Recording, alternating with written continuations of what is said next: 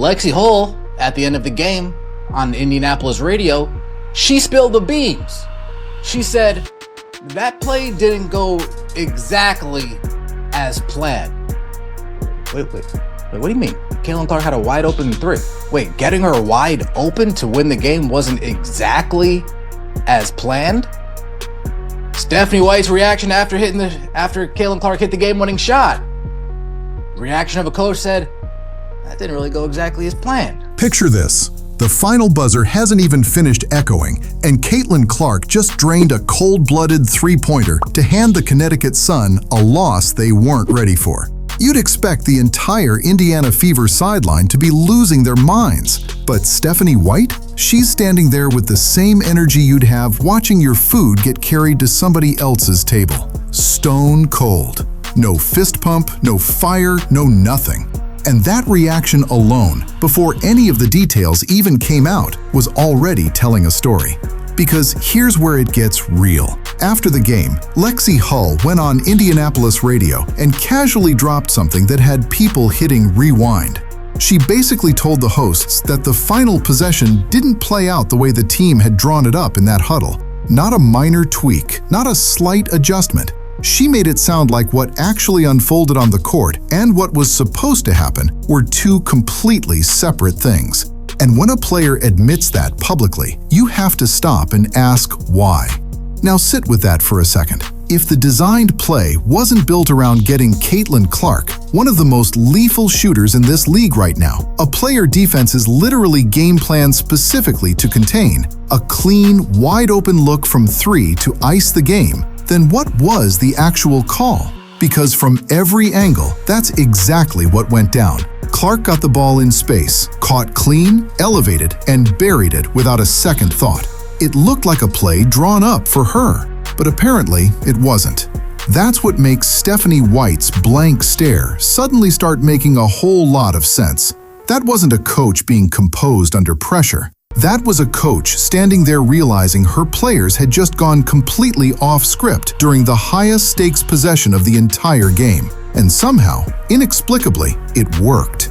The designed action got scrapped in real time, and by everything we're piecing together now, Sophie Cunningham and Caitlin Clark made a decision entirely on their own, trusted the moment, and just ran with it. No timeout called, no audible from the sideline, just instinct. And the ball went through the net. We got the inbound from Sophie to Caitlin Clark. Now, many people are thinking this is supposed to be right here. Give it to Kelsey Mitchell right here. She's gonna get it going downhill. Tries to get a nice pull-up midi or taking it all the way to the rack. However, this misdirection on the backside, Sonia Citrone and Cody McMahon, they miscommunicate. They get lost in assignment. They're supposed to switch and they don't switch. So one goes with Lexi Hull. The play that closed out that game? It didn't come from Stephanie White's clipboard. It came from Austin Kelly, the assistant coach who's quietly been the architect behind Indiana's entire out-of-bounds operation this season. This is the same guy who designed the play that got Caitlin Clark a game-tying three against Washington. Same guy who drew up the Aaliyah Boston mid-range look that didn't fall. And on this night, against Connecticut, he was the one with the marker in his hand when the Fever circled up for that final huddle. The play was built around Kelsey Mitchell as the primary option. She was supposed to use an Aaliyah Boston screen, catch it on the move, and attack downhill toward the rim. That's where the play's first gear lived. On the backside, Kelly layered in some misdirection, Lexi Hull setting a back screen, with Caitlin Clark theoretically peeling off that action as a secondary read if the defense locked up Mitchell. That's smart design. Give the defense two things to handle and let the cracks reveal themselves. But Connecticut's Sonia Citrone and JC Sheldon didn't just let a crack form. They basically knocked the whole wall down.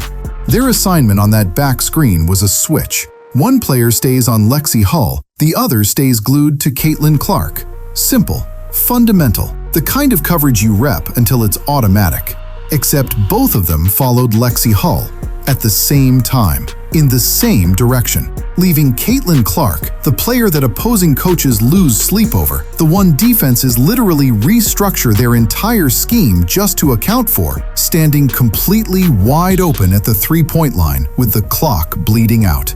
That's not just a lapse in communication, that's a full-on defensive meltdown at the worst possible moment. You cannot, under any circumstances, lose track of Caitlin Clark in a late-game situation. She doesn't need much. She doesn't need long. Give her a sliver of daylight, and she will make you regret it before your feet even leave the ground. Two defenders, one critical possession, both made the exact same wrong read simultaneously. And on the other end of that mistake was someone who's been waiting her whole career for exactly that kind of moment. Caitlin Clark didn't blink, didn't hesitate, didn't even flinch. The ball was leaving her hands before the defense even had a chance to realize what went wrong. Then we have Millie. I'm Millie Rock on any block. Then we have Millie. The first thing that shows that play wasn't for Caitlin is AB screening to free Mitchell. The second thing is the pin down isn't set for Cece. A lot of serendipity. Sophie made a clutch read and react play, and Cece is clutch as F. Now, if you look at the comments on this, many people are disagreeing. So the online discourse around this play started heating up fast, and right in the middle of it was somebody going by Coach Anderson. And honestly, nobody seems entirely sure who this person even is, but they stepped into the conversation with what they framed as the definitive breakdown of what went down. According to Coach Anderson, the official explanation is pretty straightforward. Kelsey Mitchell was the first read, Caitlin Clark was the second read, and Sophie Cunningham made the call to skip past Mitchell entirely because the defender guarding the inbounder was positioning herself to take that passing lane completely out of the equation. That's why the pass to Caitlin came in a little late. Sophie had to make the adjustment in real time. Clean explanation. Makes sense on the surface. Case closed, right? Not even close, because Millie, who's been putting out some of the sharper tactical breakdowns on this team all season, came right back with a counter that's hard to just wave off. The argument was essentially this. Two separate pieces of this play's structure tell you it was never built with Caitlin Clark as the actual target. First, you've got Aaliyah Boston running a screen specifically to free up Kelsey Mitchell. That's not incidental, that's the play's engine. The whole first gear of this action is designed to manufacture a clean catch for Mitchell coming downhill. You don't draw that up if your real intention is to get the ball to someone on the backside. Second, and this is the part that really makes you lean in, the pin-down screen on the backside wasn't even being executed in a way that was going to create a clean look for Clark. It wasn't set with precision. It wasn't timed to optimize her catch. The alignment of the whole action suggests Clark's movement was more of an afterthought built into the design rather than a primary weapon being deliberately unleashed. Millie's overall read on the situation was that Sophie Cunningham deserves enormous credit for making an elite instinctual decision under pressure, and that Caitlin Clark's ability to perform in high-leverage moments is something you simply cannot overlook or understate. It wasn't scheme. It wasn't a master plan unfolding exactly as Austin Kelly drew it up. It was a player making a split-second read and trusting the most dangerous shooter on the floor to finish the job. And Caitlin Clark, for her part, did exactly what anyone paying attention this season already knew she would do.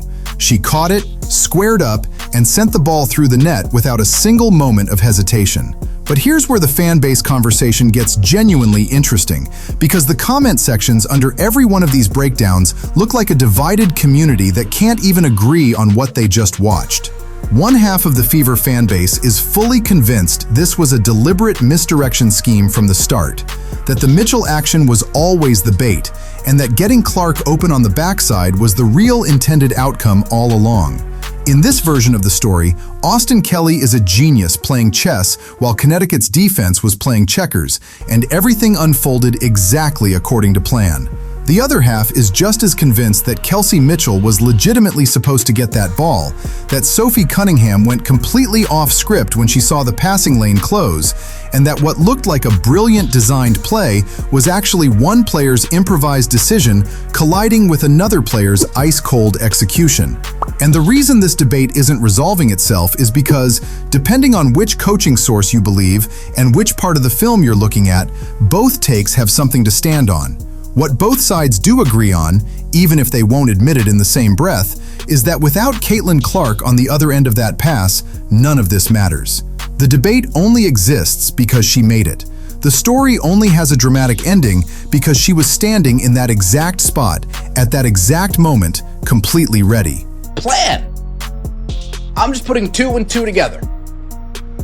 If people are saying, all right, well, this should have gone to Kelsey, but it went to Caitlin Clark instead, and then Lexi Hull is coming out and confirming, well, that wasn't exactly what was drawn up. Here's where everything starts to lock into place. And it all circles back to what Lexi Hull said on that radio show after the game. Because that interview isn't just a casual post-game soundbite anymore.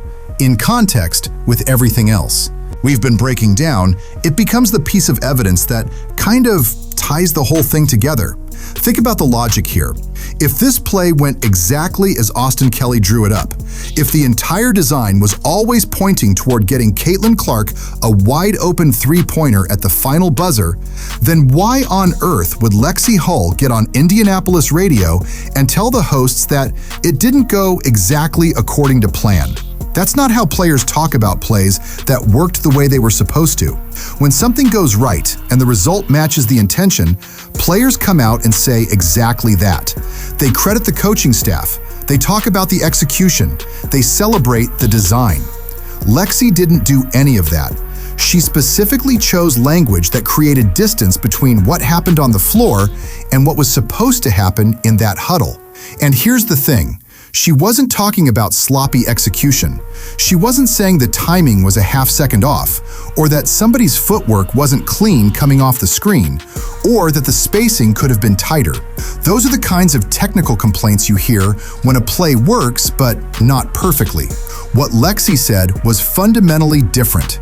She was speaking to the structure of the possession itself, the bones of what was drawn up versus what actually played out. That's a much bigger admission than people initially gave it credit for. She essentially confirmed, without making it a headline, that the final product the viewing audience watched was not the play that was designed. So let's reason through this the way it deserves to be reasoned through. If we take Lexi's words seriously, and there's no real reason not to because she has zero motivation to lie about something this specific, and we layer that on top of everything the film is already showing us about how this play was structured, then one conclusion keeps rising to the top. Kelsey Mitchell was the actual intended recipient of that inbound pass. The play was built to get her the ball in motion, coming off Aaliyah Boston's screen, so she could attack the rim going downhill with pace and force the defense to make a decision. Either she scores at the rim, or Connecticut collapses and she finds an open teammate on the kickout. That's the play. That's what Austin Kelly put on that whiteboard. But Sophie Cunningham looked at what was developing in front of her in real time, and this is the part that deserves genuine recognition. And she processed the situation faster than the defense even realized what was happening. Sonia Citron and JC Sheldon had already committed their mistake. They were both chasing Lexi Hull, leaving Caitlin Clark in open space with no one assigned to her. And Sophie caught all of that before the play had even fully developed. She made a decision that wasn't in the playbook. She bypassed the designed primary action entirely, ignored the drawn-up first read, and put the ball in the hands of Caitlin Clark. Now, let's be clear about what that decision actually represents, because it's easy to gloss over it in the excitement of the moment. Sophie Cunningham, in the final seconds of a game with everything on the line, chose to override the coaching staff's call in real time. That's not a small thing. That's an audible at the highest stakes moment of the night, made entirely on instinct and court vision. And it worked. Not because of luck, not because of chaos, but because Sophie read the defense perfectly and trusted the one player on the floor who was built for that exact moment. Caitlin Clark, for her part, didn't need a second invitation. She didn't need the play to be drawn up for her. She didn't need the design to center around her. She just needed the ball, a fraction of open space, and a clock that still had a little life left in it. Sophie gave her all three, and Caitlin did the rest. catching clean, rising without hesitation, and splashing a three-pointer that the Connecticut Sun will probably be thinking about for a long time. The plan changed. The result didn't. And that's the most Caitlin Clark thing that's happened all season. Look at Stephanie White's reaction after the shot goes in.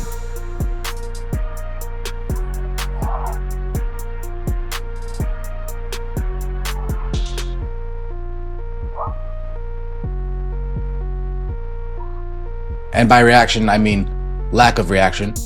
Now, many people are saying, oh, well, this is because that's her on the bottom of the screen. Well, that's because there's a lot of time. Let's talk about Stephanie White's body language in that moment, because what her face did, or more accurately, what it didn't do after that shot dropped through the net, is something you genuinely cannot explain away with coaching composure or professionalism or any of the usual excuses people reach.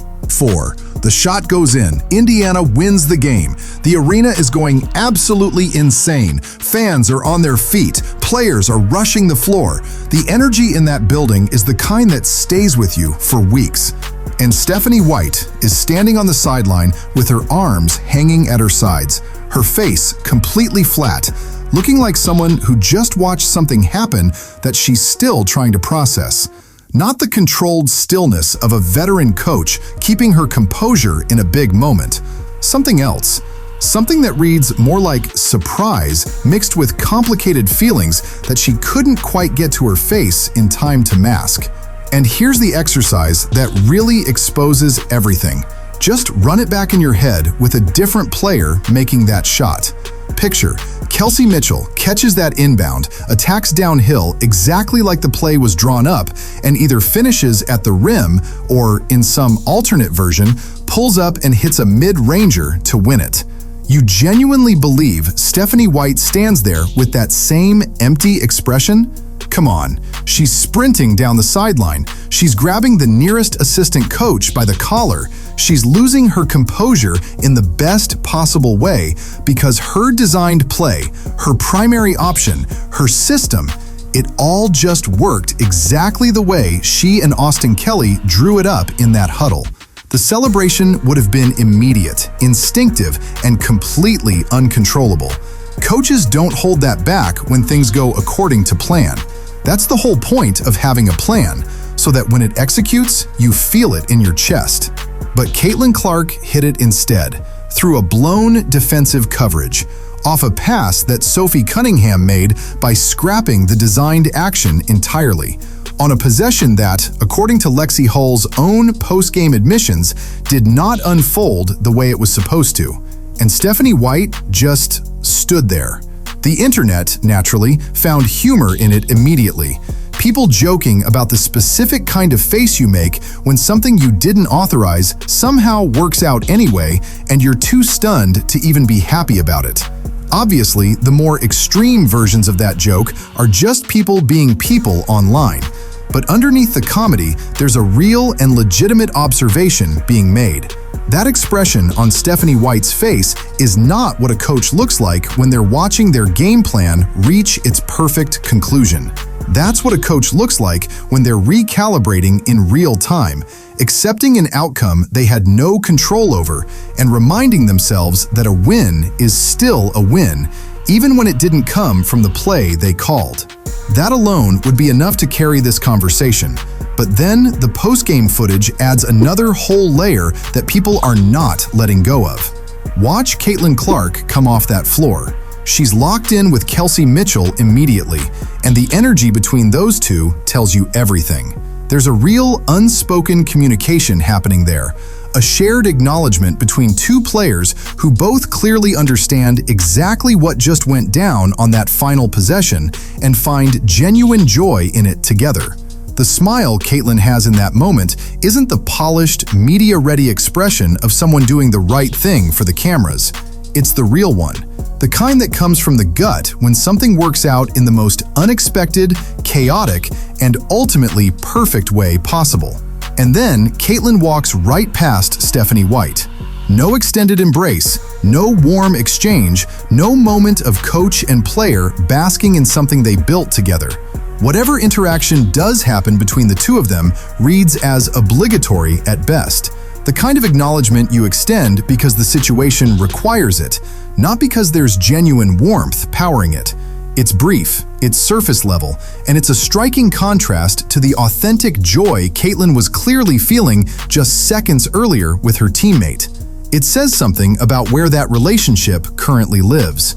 And when you stack it on top of the blank stare, on top of Lexi Hull's radio comments, on top of everything we've been pulling apart in this breakdown, the picture it paints becomes increasingly difficult to dismiss as coincidence or just a bad camera angle caught at the wrong moment. When you just lost money on a bet, you fixed. Hate to see it. Now, folks, take a look at this interaction between the two. Caitlin Clark makes a shot. She's coming to walk off the court, hits Cody McMahon with the tray. Can't see me, Cody McMahon. Go back to college. And Stephanie White wasn't the only one on that sideline who couldn't find a single ounce of celebration energy when that shot dropped. Because once you know what you're looking for, you start scanning the rest of the bench. And that's when you find Cheryl Miller. All the way to the right side of the frame, standing there while everyone around her is reacting to one of the most electric moments of the Fever's season. And Cheryl Miller's face? Completely still. Not a flicker of excitement, not a fist pump, not even a delayed reaction that catches up a second or two late, the way it sometimes does when the emotion takes a moment to hit. Nothing. Just this flat, unreadable expression that looks completely disconnected from the environment she's physically standing in. An environment where a game-winning three-pointer just went through the net and the building is shaking. Now stop and really sit with how strange that is. We're not talking about a neutral observer in the stands. We're talking about an assistant coach on the Indiana Fever sideline, a member of the coaching staff whose job, whose investment, whose professional reputation is directly tied to what this team does on the floor. One of her players just hit the most important shot of the game in the most important moment of the night and secured a win. That should be automatic. The celebration shouldn't even be a conscious decision at that point. It should just happen, the way it happens for everyone else in that arena who cares about the outcome. But for Cheryl Miller, standing just a few feet from where all of that joy is erupting, there's a complete disconnect. The moment lands and she absorbs it like someone watching a highlight from a game they have no rooting interest in. And the question that follows, the one that's getting harder and harder to avoid as all of these pieces stack up together, is simply, why? Why does an assistant coach on a professional basketball team look like that when her franchise player just won the game? What possible emotional logic produces that reaction in that moment from someone who's supposed to be invested in this team's success? The answer, when you line up everything we've been breaking down across this entire sequence, is starting to feel less like speculation and more like the only explanation that actually fits everything we're seeing. The coaching staff, and this appears to go beyond just Stephanie White, had a vision for how this game was supposed to end. That vision had Kelsey Mitchell at the center of it. The play was designed for her. The primary action was built around her catch and her athleticism attacking the rim. The narrative the staff wanted to walk away with, the story they wanted the post-game to tell, was one where Kelsey Mitchell came through in the biggest moment and proved that this Indiana Fever team has weapons and depth and a winning formula that extends beyond any single player's star power. That's the ending they drew up, literally and figuratively. Caitlin Clark didn't let that happen. Not because she forced anything, not because she demanded the ball, not because she inserted herself into a moment that wasn't hers, but because Sophie Cunningham read the floor and trusted her. Because Sonia Citron and JC Sheldon lost track of her at the worst possible time, and because when that ball arrived in her hands, she did what she has done over and over again at every level she's ever played. She made the shot. She closed the game. She was, once again, the reason the Fever walked off that court with a win. And that, right there, is what those flat expressions are actually communicating. It's not indifference to the win. Nobody in that organization wants to lose. It's something more specific and more uncomfortable than that. It's the look of people who had a plan for how to validate a particular message about their team's identity and watched that plan get dismantled in real time by the one player they were trying hardest not to center the story around. Caitlin Clark took the hero moment. She took the highlight. She took the narrative. And she did it without anyone's permission, in the most unscripted and undeniable way possible, by simply being exactly who she is when it matters most. The frustration written across those faces on the sideline isn't about the outcome of the game. It's about the fact that once again, no matter what the play says, no matter what the design intends, no matter how the staff tries to shape the story around this team, Caitlin Clark finds a way to be the story anyway. What makes all of this so fascinating is that nobody in that organization is going to come out and say any of this directly. The WNBA All-Star uniforms to have the USA 250 patch should have thought that through, considering no WNBA players would have been free 250 years ago. The majority wouldn't even have had freedom 100 years ago. Look, Caitlin Clark is literally out here saving a whole league, bringing eyeballs, bringing money, bringing people who never cared about women's basketball a day in their life. So it's wild that while she's doing all that heavy lifting, the WNBA somehow found a way to fumble the simplest thing imaginable. Every other major sports organization in the country threw on a small patch, just a patch, to mark 250 years of the nation existing. No drama, no debate, just done. The WNBA turned it into a whole situation somehow. WNBA is planning to have its biggest stars wear a USA 250 patch during this year's All-Star game, according to multiple people familiar with the plans, joining a handful of other leagues committed to publicly commemorating the 250th anniversary of the United States. The red, white, and blue patches are unveiled earlier this year by Fanatics in partnership with President Donald Trump. The league will have the patch added to the jerseys during its All-Star game on July 25th in Chicago. So here's the actual story. Early this year, Fanatics linked up with the Trump administration to roll out this USA 250 patch. Basically a commemorative design celebrating 250 years since the Declaration of Independence dropped. Red, white, and blue, nothing crazy on it. The NBA was in, the NFL was in, MLB, UFC, NASCAR. Everybody got on board without making it a thing. Just slapped it on and kept it moving. No political statement, no hidden agenda, just an anniversary patch. Simple. The WNBA, though, they weren't part of that original announcement back in January. A WNBA spokesperson sent to Sportico the following statement, quote, "Like other major sports leagues, we are exploring how to best commemorate the country's 250th anniversary.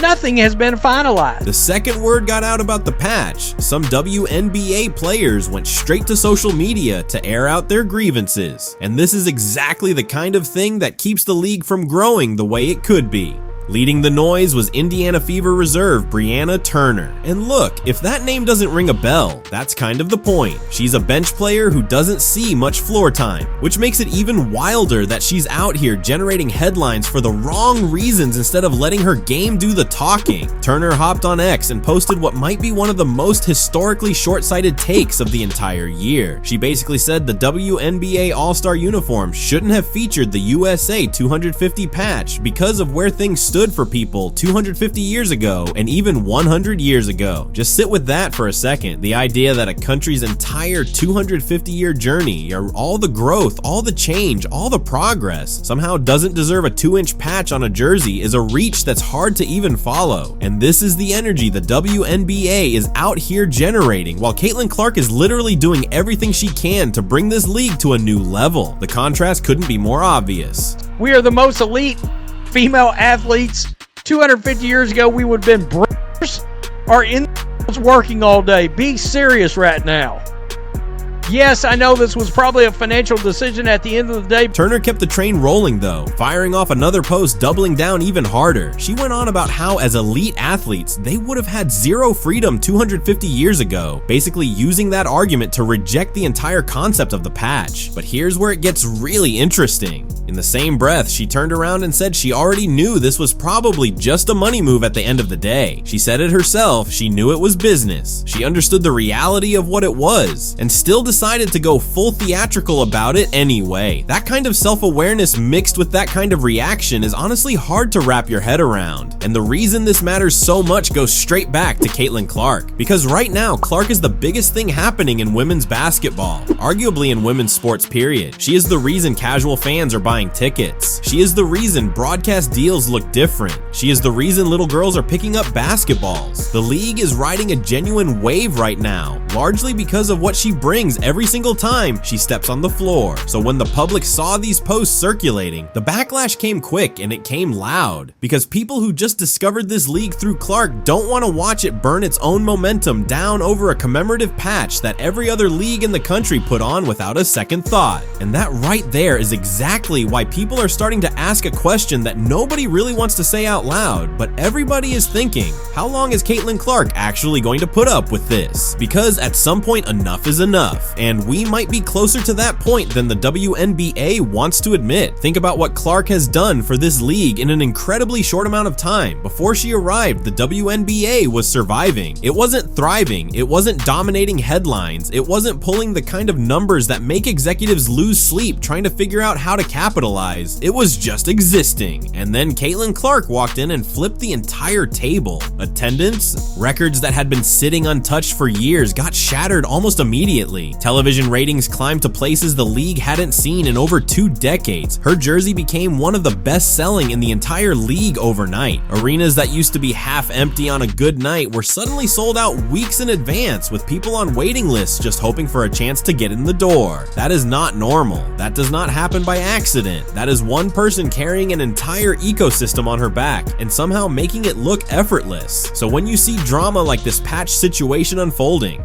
with her own teammates, players, and her own locker room on the Indiana Fever, publicly going out of their way to create controversy that reflects on the whole team, the whole league, and by extension on everything Clark is trying to build, you have to wonder how long someone with her options is going to stay patient. Because Caitlin Clark has options, real ones, options that most WNBA players could never even dream about. She is not trapped in this situation. She is choosing to be here, and that choice could change. The overseas money has always been a conversation in women's basketball. Players have been leaving to play in Europe and internationally for years because the pay structure simply made more financial sense. Clark, because of her NIL deals, her endorsements, her partnership with Nike, and her overall marketability, has more leverage than any women's basketball player in recent memory. She doesn't need the WNBA the way the WNBA needs her. That dynamic is completely flipped from what the league is used to dealing with. Typically, the league holds all the cards. With Clark, she is the card, she is the whole deck, and the league knows it, which makes it even more baffling to watch situations like this go unaddressed. Because here's the thing, the drama never seems to stop swirling around her. It started almost the moment she was drafted. There were hard fouls that looked like more than just hard fouls. There were moments on the court that raised eyebrows across the entire sports world. There were comments made, both on and off the record, by players across the league that ranged from dismissive to something that felt a lot more pointed. And through all of it, Clark kept her head down. She kept showing up, she kept performing, she kept growing her game and growing the league's audience at the same time. She absorbed all of that friction and just kept moving forward, which honestly showed a level of mental toughness that deserves more credit than it gets. But mental toughness has a ceiling, and every time the environment around her produces another moment like this, another controversy, another distraction, another situation where her teammates are out here making noise about things that push new fans away,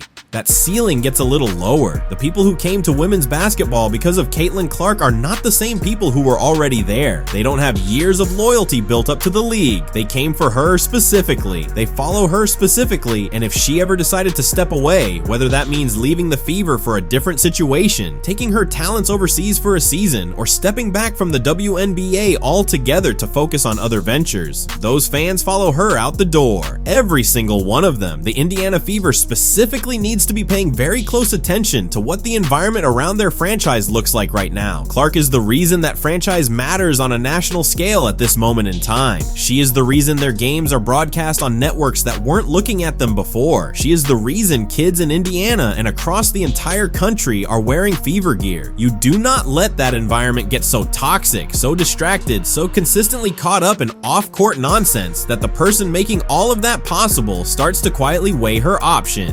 Organization organizations that make that mistake don't get second chances. By the time you realize what you had, it's already walking out the door. And the WNBA as a whole should be equally worried, because the league's growth right now is not evenly distributed. It is concentrated. It is sitting almost entirely on the shoulders of one 20-something woman from Iowa who plays basketball with a joy and a skill level that makes people stop what they're doing and pay attention. There is no version of this where the WNBA continues its current growth trajectory without Caitlin Clark fully bought in and engaged. None. The math does not work. The TV deals don't hold. The sponsors don't stay. The casual fans don't stick around. All of it requires her continued presence and continued investment in this league. So every time something like this patch situation bubbles up, every time drama finds its way back into the conversation, every time the league creates an environment that makes it harder for her and easier for the noise, they are gambling with the most valuable asset women's professional basketball has ever had.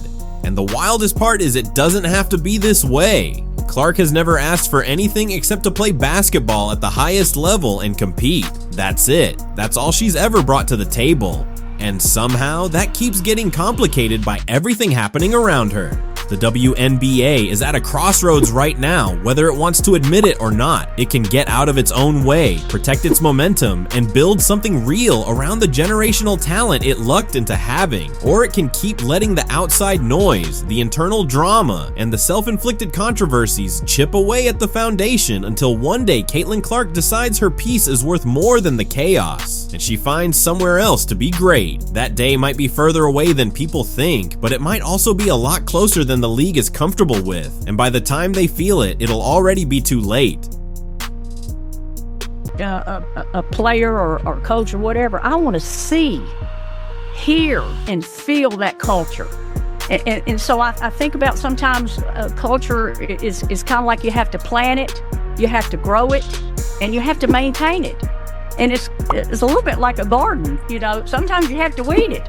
You know, you may have some problems with some weeds taking over your culture, and you have to plop them out. There's something circulating right now that deserves way more attention than it's getting. Lynn Dunn, senior advisor for the Indiana Fever, a woman whose fingerprints are all over the foundation of women's basketball as we know it, sat down in front of a panel audience and started dropping what sounded like leadership wisdom, but make no mistake about what this was really about. This was about Caitlin Clark. Everything happening in Indiana right now circles back to Caitlin Clark, and the sooner people accept that, the clearer this whole situation becomes. Lynn Dunn sitting up there talking about culture, about what makes a team function, about how organizations have to protect themselves from the inside out. And then she lands on this whole thing about removing pieces that don't fit, about how sometimes the most important decision a caretaker can make is knowing when something needs to go before the damage spreads past the point of fixing. She never said Caitlin Clark's name. She didn't have to. Now, if someone played that clip for you with zero context, you might nod along and keep scrolling. Coaches say stuff like that all the time. Veteran front office minds love a good metaphor, love wrapping sharp opinions inside language that sounds philosophical enough to avoid direct accountability. That's a whole art form in professional sports. But here's the thing, context doesn't just matter here. Context is literally the entire story, because Caitlin Clark isn't some rotational piece they're quietly phasing out. Caitlin Clark is the reason the Indiana Fever are relevant in conversations happening way outside the usual WNBA bubble. She is the product.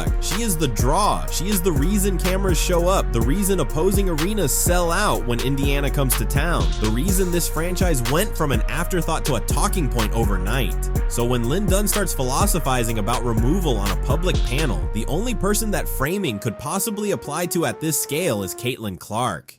What's been building in Indiana isn't organic drama. It's not locker room gossip that accidentally found its way out into the open. This is architecture. This is a structured, deliberate narrative being assembled piece by piece in real time, out in the open. Then Caitlin Clark is the one it's being built around. Somebody drew up a plan, and right now you're watching it get constructed brick by brick, using language that gives everyone involved just enough plausible deniability to act caught off guard when the move finally lands. The metaphors are intentional. intentional. The timing of Lynn Dunn appearing on panels to talk about this right now is intentional. Every word is a breadcrumb pointing straight at Caitlin Clark, laid out carefully enough that when the actual announcement drops, the audience has already been conditioned to receive it. And that's what makes this so uncomfortable to sit with, because Caitlin Clark hasn't done anything to deserve being the subject of a quiet smear campaign dressed up in coaching philosophy. What Caitlin Clark has done is show up and completely transform the financial and cultural reality of a league that spent decades fighting for the bare minimum of mainstream attention. A regular season game, not a playoff game, not a rivalry matchup with stakes attached, a completely ordinary game on a Wednesday night schedule. Pulled over 3 million viewers because Caitlin Clark was the one lacing up. 3 million people for a regular season WNBA game. The kind of number that makes network executives rethink entire broadcast strategies. The kind of number that changes what a franchise is actually worth in a negotiating room. Caitlin Clark did that. Not a marketing campaign, not a rebrand, not some executive's master plan. Caitlin Clark walked into this league and single-handedly shifted what was possible here. Ticket demand around her games, merchandise attached to her name, the way completely casual sports fans who never gave women's basketball a second look suddenly started setting reminders. All of that traces directly back to Caitlin Clark, and the ripple she created isn't done moving, it's still expanding, which means whatever Indiana is building toward right now, whatever this slow and calculated campaign eventually turns into, the fallout won't just land on one franchise. If they move Caitlin Clark, if they actually pull that trigger,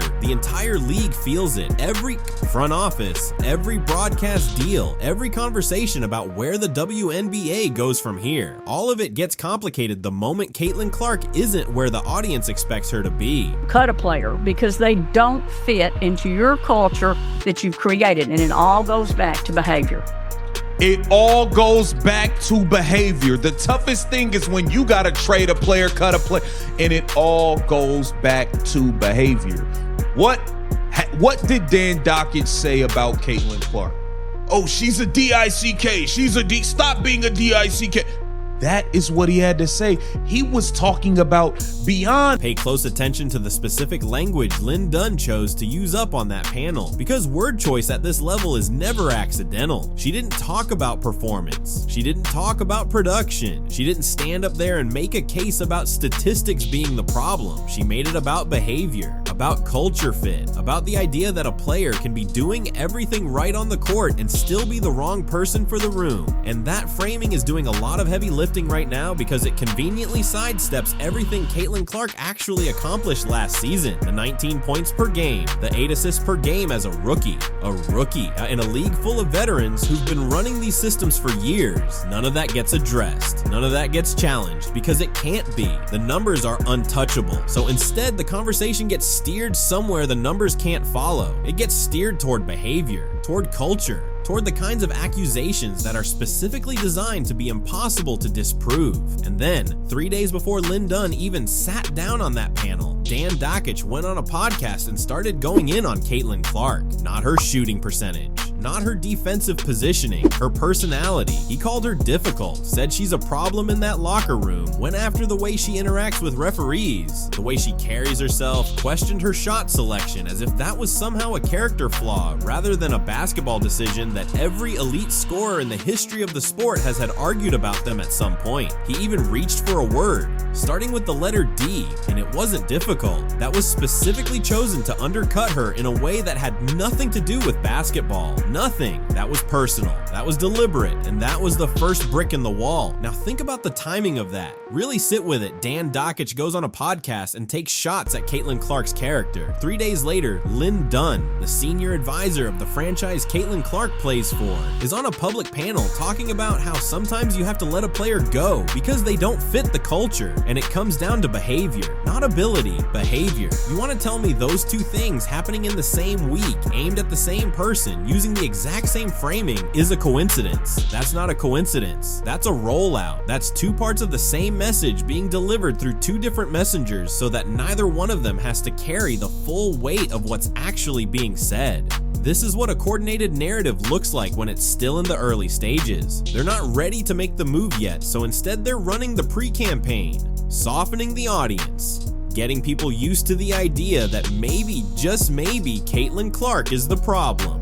That maybe the issue in Indiana isn't the front office decisions, or the roster construction, or the coaching situation. Maybe the issue is the biggest star they've ever had, and the way she conducts herself. And if enough voices start echoing that same theme, it starts to feel like consensus. It starts to feel like something everyone already knew, but nobody was saying out loud. That's how you prepare a fan base for a move that would otherwise feel incomprehensible. But here's the part that truly exposes what this is actually about. All of this started, the podcasts, the panel appearances, the loaded metaphors, all of it, the moment Caitlin Clark stopped staying silent and started standing up for herself. The moment she stopped absorbing everything being thrown at her with a smile and pushed back. And apparently, somewhere in that Indiana front office, that wasn't the response they were expecting from her. Because the second she showed she wasn't going to be managed quietly, the entire machinery kicked into gear. Yeah, I hear the Fever are sick of Caitlin Clark. Y'all hearing that too? It's not coming out of nowhere. So think about this. Lynn Dunn joins this panel, right? That nobody even knows where this channel is for real. She joins this panel and is talking about getting rid of a player amid in behavioral issues and things like that.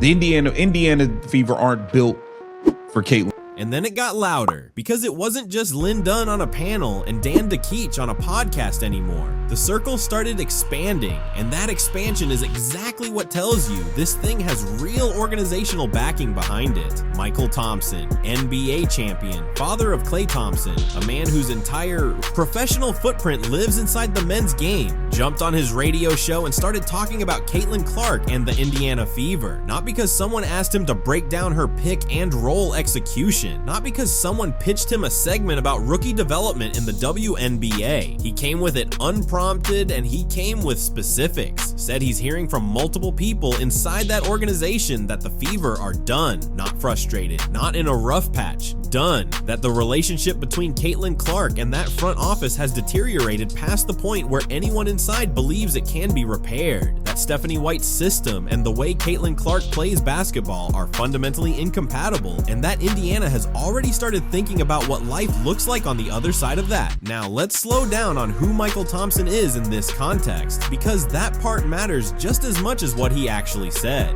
This is not a WNBA insider. This is not a beat reporter who has been covering the Fever for 3 seasons, building sources, attending practices, tracking the temperature of the locker room over time. Michael Thompson does not live in that world. He dips into women's basketball occasionally, the way a lot of NBA adjacent voices do, when something is big enough to cross over into their lane. So for him to come out with this level of detail, with multiple sources cited, with specific language about the relationship being broken and the system not fitting, that didn't happen because he went digging. That happened because someone handed it to him. Someone with a direct line to what's happening inside that Indiana organization picked up the phone, or had a conversation at the right event, or made sure the right information found its way to someone with a platform big enough to amplify it. This is a leak that was designed to look like reporting, and that's what separates this from normal sports drama. When a situation is genuinely messy but unintentional, information comes out in fragments. It's contradictory. Different people tell different versions. The timeline is scattered. This doesn't look like that at all. This looks like a coordinated information release. Dan DeKeach goes first with the character framing, the behavior, the attitude, the way she carries herself in spaces the public can't see. Then Lynn Dunn follows with the philosophical justification. Sometimes culture fit is more important than what someone does on the court. And then Michael Thompson comes in carrying the sourced confirmation.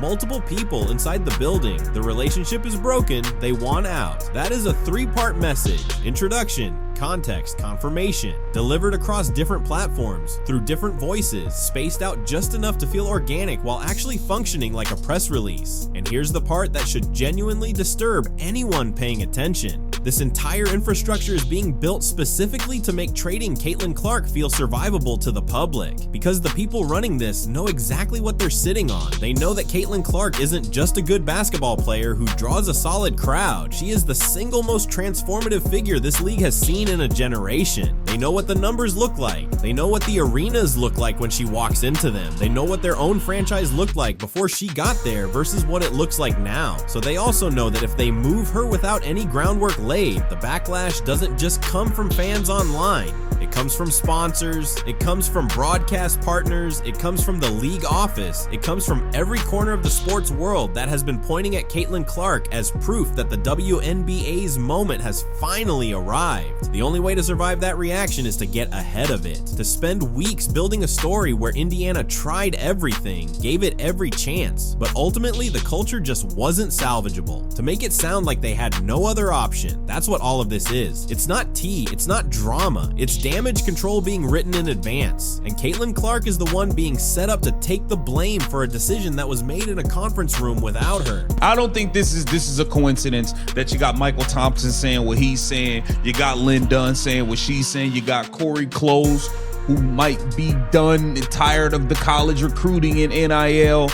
She might be looking for a WNBA job, and it might come with the LA Sparks when Caitlin Clark arrives. Now there's another name that needs to be added to this picture, because this thing keeps growing the more you look at it. Corey Close, head coach at UCLA, national championship on her resume, and someone who has worked directly with Caitlin Clark during USA basketball summers, recently sat down on a panel and started dissecting Caitlin Clark's game in a very particular way. She got into the defensive side of Clark's play. She talked about how Clark's confidence, which everyone acknowledges is one of the core reasons she's as good as she is, can occasionally tip over into a liability when she leans on it in situations that don't call for it. And she packaged all of this in the kind of measured, analytical tone that makes it easy to receive as objective basketball evaluation from someone with real credentials. On paper, that's exactly what it looks like. A respected coach who has been in elite spaces for a long time, offering a nuanced take on a player she's had direct experience with. Nothing inflammatory, nothing you could easily push back against. But pull the camera back a little bit and everything about that panel appearance starts to look different, because Corey Close isn't operating in a vacuum right now. College basketball in the NIL era has fundamentally restructured itself around money and movement in ways that have made life genuinely difficult for coaches who came up learning a completely different version of the game.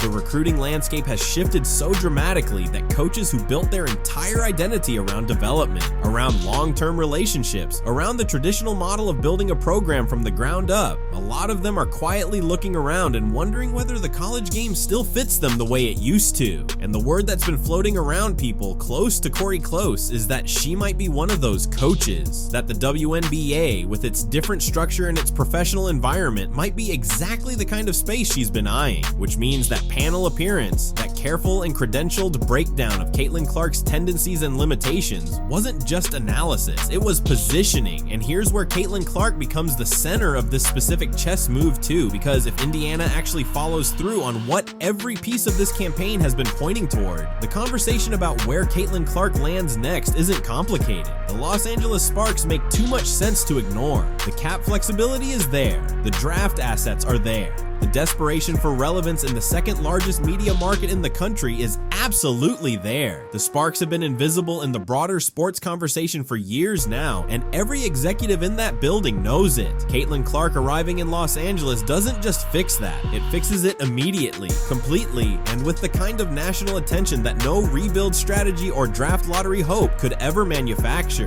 She would make the Sparks matter overnight in a city full of professional sports franchises competing for the same shrinking pool of casual fan attention. So now look at what Corey Close did through that lens. She went on a panel and demonstrated publicly and on record that she understands Caitlin Clark's game deeply enough to identify its edges, that she's not intimidated by the magnitude of who Caitlin Clark is right now, that she has the professional history with her to build something real and the coaching intelligence to address the areas where Caitlin Clark hasn't yet reached her ceiling. That is not a basketball breakdown, that is a resume submission. That is a coach telling every front office with ears, and specifically the one in Los Angeles, that she is the person who can step in, manage the personality, develop the weaknesses, and unlock whatever version of Caitlin Clark the world hasn't fully seen yet. It's calculated, it's professionally savvy, and in the context of everything else swirling around Caitlin Clark right now, it fits into this broader pattern with uncomfortable precision, because that's what's so striking about all of this when you lay it out flat. Every single person who has publicly publicly weighed in on Caitlin Clark over the past few weeks has had some kind of angle running underneath the surface. Not one of these voices is purely disinterested. Dan Dakich needed the attention. Lynn Dunn is protecting the organizational narrative. Michael Thompson was handed information someone wanted distributed. And Corey Close is lobbying for a job that doesn't exist yet but might very soon, and with Caitlin Clark as the centerpiece of the opportunity. And none of them are saying Caitlin Clark's name with anything resembling honesty about what their real motivation is. They're all using her, all building something off of her name and her profile, while simultaneously framing her as the problem. That's the part that needs to be said out loud. Caitlin Clark is being used as a tool by every single person in this conversation, while being publicly positioned as the liability. If that doesn't tell you everything about how this league and the people orbiting it actually operate, nothing will. Man, Lynn Dunn can't stop. Lynn Dunn is out in the public planting the seeds that she's trading Caitlin Clark. Caitlin Clark 100% will get traded away from the Indiana Fever before Stephanie White gets moved. That is what Lynn Dunn is going out and doing. Lynn Dunn did an interview. She joined a panel, and my, oh my, this is big news. Here's what nobody in that Indiana front office has actually thought all the way through. Caitlin Clark is not a commodity that gets quietly reassigned and then fades into whatever new market absorbs her. She doesn't work that way. The audience she built doesn't work that way. The people who started watching women's basketball for the first time in their lives because of her aren't attached to a franchise or a jersey color. They're attached to her specifically. They follow Caitlin Clark the way people followed players before the era of corporate brand loyalty took over sports entirely. That kind of connection is personal, it's direct, and it travels. So every calculation Indiana thinks they're making right now has a variable in it that their spreadsheets aren't accounting for. What happens to Fever ticket sales the morning after a trade gets announced? What happens to their local broadcast numbers, their merchandise revenue, the energy in that building on a Tuesday night when the team they spent 3 weeks constructing a narrative around is suddenly running a different point guard out there? Those aren't hypothetical questions with comfortable answers. Those are the actual consequences sitting on the other side of this decision, and the people engineering this campaign have been so focused on making the move feel justifiable that they haven't spent nearly enough time thinking about what Indiana looks like on the other side of it. And Caitlin Clark hasn't said a word publicly about any of this. Not one word. She hasn't addressed the podcast comments. She hasn't responded to the panel appearances. She hasn't put anything on social media that acknowledges this entire structure being built around her name. And that silence is being misread by the people running this campaign as passivity, as someone who can be managed, as a situation that can be controlled. But anyone who has watched Caitlin Clark for more than 20 minutes on the court, in interviews, in the competitive environments she's been thriving in since she was a teenager, knows that her silence is never really silence. It's patience. It's someone who understands that the most powerful response to a coordinated attack is to let the people running it fully expose themselves before you say anything at all. Because the thing about campaigns like this one is that they only work if the target cooperates with the framing. If Caitlin Clark reacts emotionally, they point to the reaction as proof of the behavior problem they invented. If she responds publicly, they use her words to fuel the next phase of the rollout. The only move that actually disrupts it is the one she appears to be making, which is to exist, to perform, to continue being the person those 3 million viewers showed up to watch, and to let everyone who built this thing carry the weight of what they built when it eventually collapses under its own contradictions. And it will collapse. Because the foundation of this entire narrative is the idea that Caitlin Clark is somehow a problem that needs to be solved, and that premise falls apart the moment you measure it against anything real, against the attendance numbers, against the broadcast ratings, against the sponsorship conversations that are happening at a completely different level than they were 2 years ago, against the simple observable fact that every arena she walks into, home or away, treats it like an event. You cannot build a sustainable case that someone is a cultural cancer when the culture around them is visibly, measurably, undeniably thriving because of their presence. The numbers don't lie in the direction this campaign needs them to lie, and eventually unfortunately, the people with real financial stakes in what the WNBA becomes over the next decade are gonna make that very clear to whoever in Indiana thinks this ends well for them. The story isn't over. It's not even close to over. What's been set in motion over these past few weeks is still moving, still building, and every new voice that gets added to this choir makes the orchestration more visible rather than less. The blueprint is out in the open now for anyone willing to look at it honestly, and Caitlin Clark, who has never needed anyone to fight her battles, who has never needed a manufactured narrative to justify her presence anywhere she's ever competed, is still right there in the middle of all of it, doing exactly what she's always done, leaving people with no choice but to pay attention. The Indiana Fever, congratulations, you four. You guys have successfully broken Caitlin Clark. Great job. You guys have tried your damnedest to turn her into a... Caitlin Clark is a once-in-a-generation player, not the kind of thing people say loosely, the kind of thing you can actually prove. The same way Magic Johnson made you rethink what a point guard could be, the same way Michael Jordan made scoring look like an art form, the same way LeBron James walked into a league and immediately made it his. Caitlin Clark carries that same energy, that same gravitational pull, except she's doing it in women's basketball right now, and somehow the people closest to her are the biggest obstacle standing between her and her full potential. She is not a typical player. She never has been. From 30, sometimes 35 feet out, she can make a defense completely unravel. That's not hype. That's physics. Defenders have to sprint out to her well beyond the arc, and the second they do, the entire floor opens up. Teammates who wouldn't normally see daylight are suddenly wide open. Lanes that were locked shut are suddenly there for the taking. She doesn't just make plays happen, she makes the court reshape itself around her presence. That is a gift that cannot be coached into someone. Either you're built like that, or you're not. Caitlin Clark is absolutely built like that. So why is Indiana Fever's coaching staff, Stephanie White, Kelly Krauskopf, Amber Cox, and even her own representation through Clutch Sports Group, running systems that barely use that? Post-entry sets, funneling everything into the paint while she's standing on the perimeter waiting. Caitlin Clark, someone who can crack a defense wide open without even touching the ball, being treated like a spot-up option. It's the kind of decision that makes you stop and stare. The talent is undeniable. The impact is right there. Someone just keeps choosing to look away from it. Get rid of those four and you get rid of your stooge of an agent, Aaron Kane. You'll be free. And I know we don't want her to go the LeBron route, but at this point, you need to get rid of Aaron Kane and you need to call Rich Paul immediately. Take a look at who Indiana Fever is actually trying to build this post-heavy system around. Monique Billings is barely cracking 10 minutes a night. 10 minutes. That's a bench contributor, not a focal point. And Aaliyah Boston, a genuinely talented, real future ahead of her, is still working on finishing through contact at the rim with any kind of reliability. She's not there yet, but even setting that aside, centering your entire offensive identity through the post while Caitlin Clark is standing on the wing doesn't just waste her. It hands every opposing defense exactly what they're hoping for.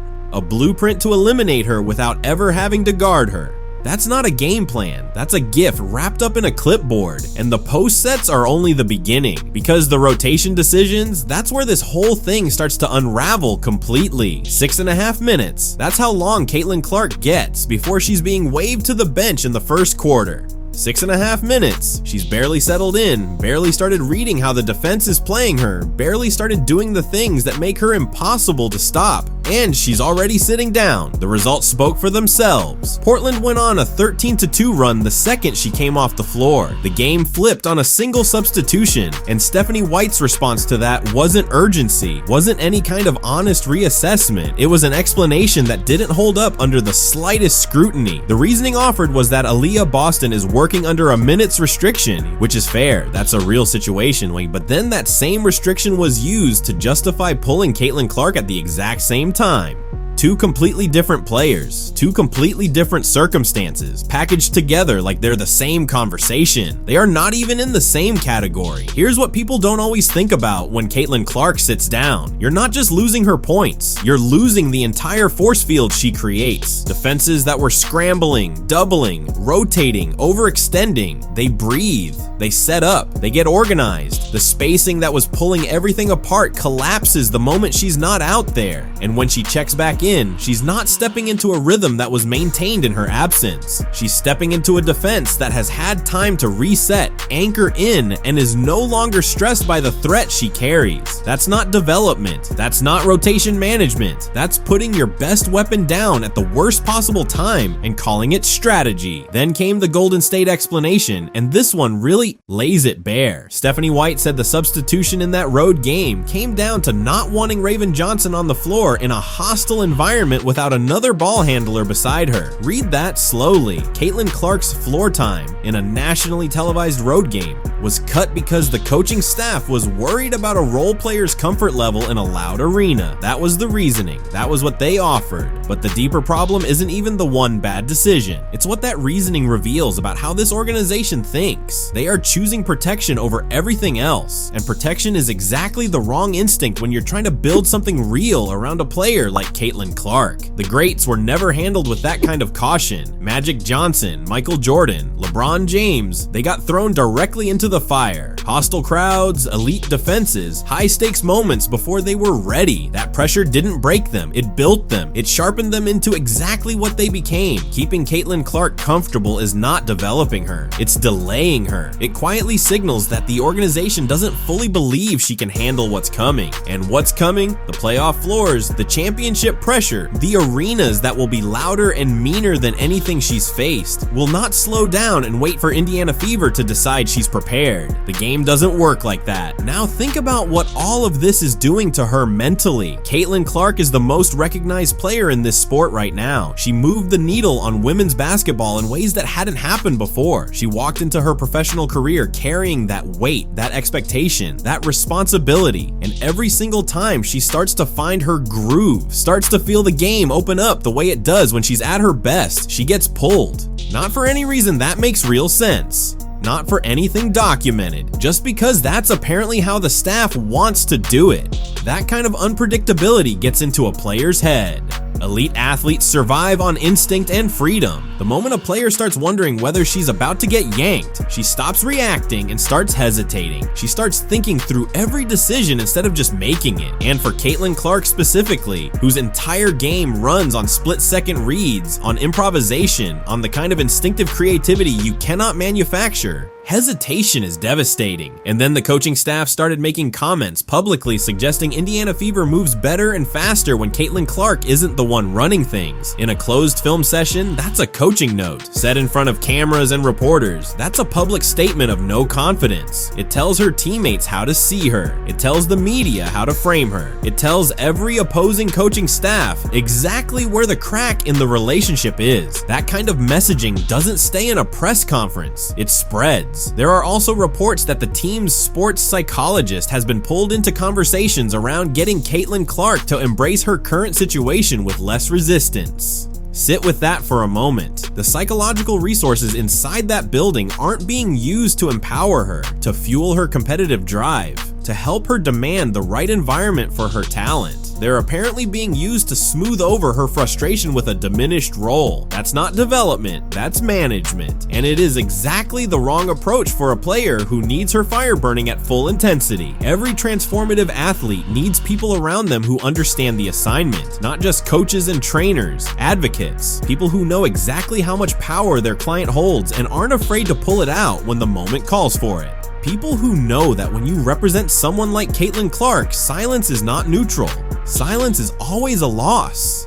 And right now, the silence coming from her representation under Aaron Kane has been impossible to ignore. Hit pieces circulating through outlets like USA Today framing her situation as a player issue rather than a systemic coaching failure. And nothing from her camp to push back on that narrative. No coordinated response, no public repositioning, no behind-the-scenes pressure on the organization to rethink how they're handling the player responsible for most of their revenue and all of their visibility. Compare that to how an agency like Clutch Sports Group operates when Rich Paul has a client being publicly undermined. That response is already moving before the story even finishes spreading. Media relationships get activated, the counter narrative starts taking shape, and the organization gets reminded quietly but clearly exactly what they stand to lose if they keep going down a road that works against the person their entire business depends on. Here's the part that nobody wants to sit down and actually say out loud. Caitlin Clark is not just good for the Indiana Fever. She is not just good for women's basketball. She is genuinely, measurably, historically good for the entire sports landscape right now. And the WNBA as a business should be treating her accordingly. The ratings don't lie. The ticket numbers don't lie. The jersey sales don't lie. Arenas that were half empty 2 years ago are now selling out weeks in advance specifically because people want to see her play.